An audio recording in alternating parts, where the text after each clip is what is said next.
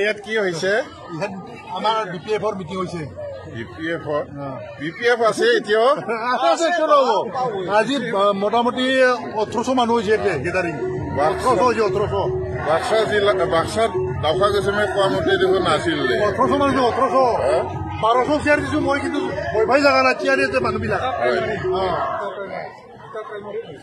শেষ হ'ল তাৰমানে মিটিং এয়া ৰাইজ এই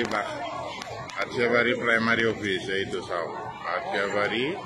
চেমিথিয়াপাৰা প্ৰাইমাৰী BPF-ৰ কেণ্ডিডেট আহিছে এয়া মিটিং